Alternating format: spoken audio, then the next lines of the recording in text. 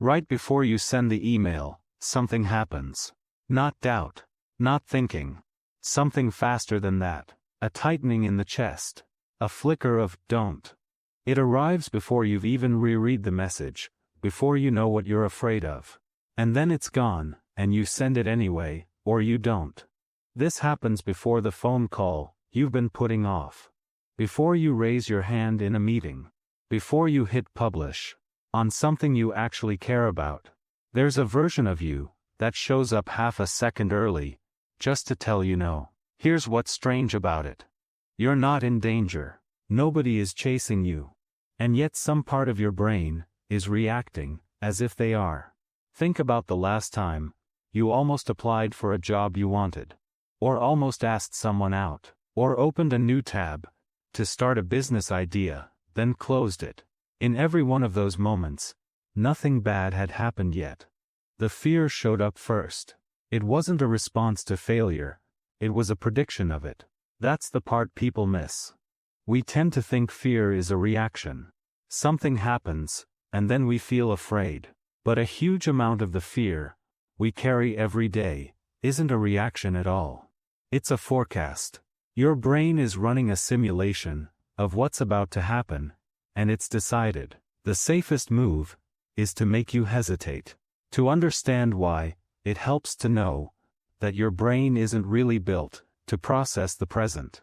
It's built to predict it. Every second, it's taking in a flood of information and asking one question: what's about to happen, and is it safe? Most of this happens far below conscious thought. You don't decide to be nervous before a meeting. The nervousness arrives, already assembled. Like a report that's been filed before you asked for one. The amygdala plays a central role here, a small, almond-shaped structure that flags anything unfamiliar or uncertain as potentially worth worrying about. But it isn't working alone. It's in constant negotiation with the prefrontal cortex, the part of your brain responsible for reasoning, planning, and telling the amygdala when it's overreacting. Most of the time, that negotiation is invisible. You only notice it when the amygdala wins. And uncertainty is exactly what makes it win. Researchers Dan Group and Jack Nitschke, in a widely cited review published in Nature Reviews Neuroscience, described anxiety as fundamentally a response to an uncertain future, rather than a present danger. Their model outlines how the brain treats an unclear outcome, not knowing if the email will land well, not knowing if the call will go badly, as something requiring heightened vigilance, increased threat estimates, and avoidance. In other words, uncertainty itself is treated like a threat, separate from whatever the actual outcome turns out to be. This explains something that doesn't make logical sense on the surface. You're often more afraid of the ambiguous, low-stakes situation, the ordinary email, the ordinary phone call, than you are of something clearly dangerous, with a known outcome. It's not the size of the threat that matters most to your nervous system. It's the size of the unknown. There's a second ingredient at work, one that psychologists have studied for decades. Negativity bias.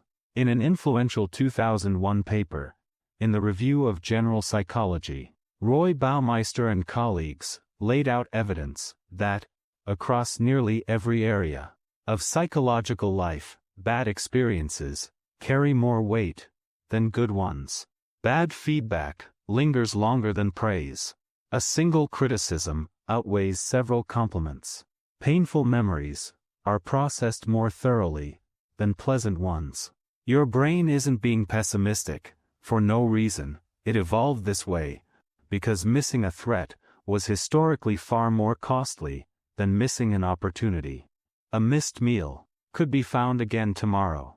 A missed predator could end everything. So when you imagine sending that email or making that call, your brain isn't weighing the odds evenly. It's quietly overweighting every possible bad outcome, because somewhere deep in its architecture, it still believes that's the safer bet. Here's the part that reframes everything, though. This system isn't malfunctioning, it's not broken.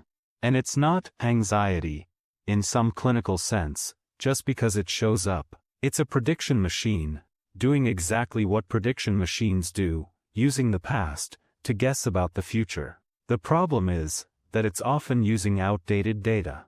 It doesn't know that the meeting you're dreading isn't the same as the meeting where you were criticized 5 years ago.